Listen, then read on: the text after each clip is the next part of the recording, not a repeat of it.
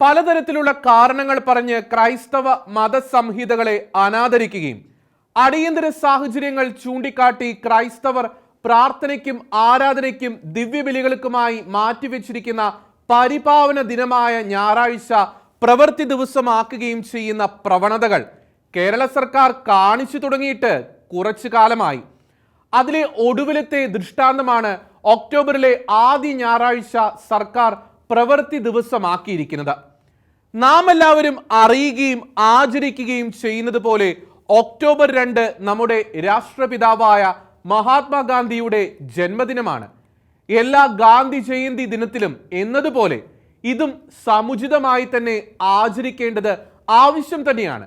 എന്നാൽ പ്രസ്തുത ദിവസം പ്രവൃത്തി ദിവസമാക്കി പ്രഖ്യാപിച്ചുകൊണ്ട് സ്കൂളുകളിൽ വിദ്യാർത്ഥികളെയും അധ്യാപകരെയും പങ്കെടുപ്പിച്ച് ലഹരി വിപത്തിനെതിരെ ബോധവൽക്കരണ പരിപാടികൾ നടത്തുവാൻ സർക്കാർ നിശ്ചയിച്ചിരിക്കുകയാണ്. ഇതിനെ ക്രൈസ്തവ ആരാധന സ്വാതന്ത്ര്യത്തിനെതിരായുള്ള കടുത്ത കടന്നുകയറ്റമായി തന്നെ കാണാതെ വയ്യ.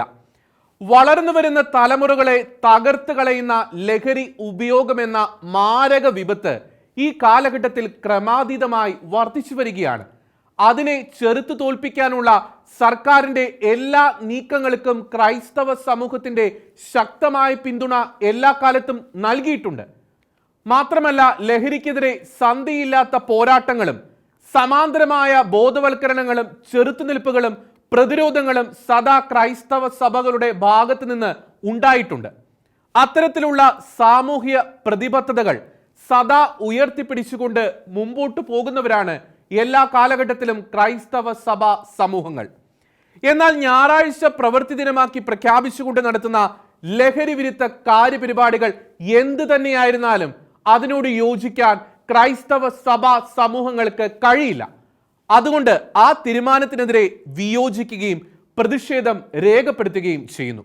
കഴിഞ്ഞ ഏതാനും മാസങ്ങളായി അതിതീവ്ര ഫയൽ തീർപ്പാക്കൽ യജ്ഞത്തിന്റെ ഭാഗമായി സർക്കാർ ഉദ്യോഗസ്ഥരെ ഞായറാഴ്ചയടക്കമുള്ള പൊതു ഒഴിവ് ദിവസങ്ങളിലും ജോലിക്ക് നിർബന്ധിക്കുന്നത് കേരളത്തിൽ ഒരു തുടർക്കഥയായിരിക്കുകയാണ്.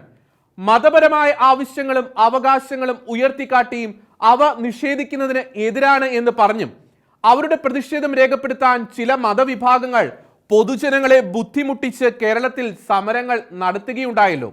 അവർ പൊതുഗതാഗതം മണിക്കൂറുകളോളം സ്തംഭിപ്പിച്ചും നിരത്തുകൾ കയ്യേറിയും പൊതുമുതൽ നശിപ്പിച്ചും അവരുടെ സാമുദായിക ശക്തി പ്രകടിപ്പിക്കുവാൻ നാളിതുവരെ അച്ചടക്കത്തിലും തികഞ്ഞ പൗരബോധത്തിലും ആത്മസംയമനത്തിലും ഊന്നിയ പ്രതിഷേധങ്ങളാണ് ഇത്തരം വിഷയങ്ങളിൽ ക്രൈസ്തവർ സ്വീകരിച്ചിട്ടുള്ളത്. മതപരമായ ആവശ്യങ്ങളും അവകാശങ്ങളും ഉയർത്തിക്കാട്ടിയും അവ നിഷേധിക്കുന്നതിന് എതിരാണ് എന്ന് പറഞ്ഞും അവരുടെ പ്രതിഷേധം രേഖപ്പെടുത്താൻ ചില മതവിഭാഗങ്ങൾ പൊതുജനങ്ങളെ ബുദ്ധിമുട്ടിച്ച് കേരളത്തിൽ സമരങ്ങൾ നടത്തുകയുണ്ടായല്ലോ. അവർ പൊതുഗതാഗതം മണിക്കൂറുകളോളം സ്തംഭിപ്പിച്ചും നിരത്തുകൾ കയ്യേറിയും പൊതുമുതൽ നശിപ്പിച്ചും അവരുടെ സാമുദായിക ശക്തി പ്രകടിപ്പിക്കുമ്പോൾ നാളിതുവരെ അച്ചടക്കത്തിലും തികഞ്ഞ പൗരബോധത്തിലും ആത്മസംയമനത്തിലും ഊന്നിയ പ്രതിഷേധങ്ങളാണ് ഇത്തരം വിഷയങ്ങളിൽ ക്രൈസ്തവർ സ്വീകരിച്ചിട്ടുള്ളത്. അതൊരു ബലഹീനതയോ അറിവില്ലായ്മയോ ഭയമോ കൊണ്ടല്ല എന്നെങ്കിലും കേരള സർക്കാർ തിരിച്ചറിയുക. മറിച്ച് സ്നേഹത്തിലും സാഹോദര്യത്തിലും അധിഷ്ഠിതമായ ക്രൈസ്തവ അച്ചടക്കത്തിന്റെ ഭാഗമായി മാത്രമാണ്. KCBCയും വിവിധ ക്രൈസ്തവ സംഘടനകളും തങ്ങളുടെ പ്രതിഷേധം സർക്കാരിനെ അറിയിച്ചിട്ടുണ്ട്. എന്നാൽ ക്രൈസ്തവരുടെ കൂടി വോട്ട് വാങ്ങി വിജയിച്ച് അധികാരം കൈയാളുന്ന കേരള സർക്കാർ തുടർച്ചയായി കാട്ടിക്കൂട്ടുന്ന ഇത്തരം നീതി നിഷേധാത്മകമായ നടപടികൾ പിൻവലിച്ചില്ലെങ്കിൽ ശക്തമായ പ്രതിഷേധം തന്നെ ആരംഭിക്കുമെന്ന് കേരള സർക്കാരിനെ ക്രൈസ്തവ സമൂഹം ഓർമ്മിപ്പിക്കുകയാണ്. ഒക്ടോബർ 2 ഞായർ പ്രവൃത്തി ദിനമാക്കി പ്രഖ്യാപിച്ചുകൊണ്ട് ക്രൈസ്തവരുടെ ആധ്യാത്മിക സ്വാതന്ത്ര്യത്തെ ഹനിക്കുന്ന നീതിരഹിതമായ നടപടികളിൽ നിന്ന് സർക്കാർ പിന്മാറുക തന്നെ വേണം. പ്രസ്തുത ബോധവൽക്കരണ പരിപാടികൾ ഞായറാഴ്ചയല്ലാത്ത മറ്റൊരു ദിനത്തിലേക്ക് മാറ്റാൻ സർക്കാർ തയ്യാറാകണം. ഇത് കേരളത്തിലെ ക്രൈസ്തവ സമൂഹത്തിന്റെ പൊതുവായ ആവശ്യമാണ്. അതുകൊണ്ട് എത്രയും വേഗത്തിൽ ഞായറാഴ്ച പ്രവൃത്തി ദിനമാക്കിയ ഉത്തരവ് സർക്കാർ പിൻവലിക്കുക. ഇടതുമുന്നണിയിലെ ക്രൈസ്തവ മനസാക്ഷി കാത്തു സൂക്ഷിക്കുന്നവർ ഭൂരിപക്ഷമായ കേരള കോൺഗ്രസ് പാർട്ടികൾ അതിനുവേണ്ട സമ്മർദ്ദം സർക്കാരിൽ ചെലുത്തണമെന്നുകൂടി ഓർമ്മിപ്പിച്ചുകൊള്ളട്ടെ.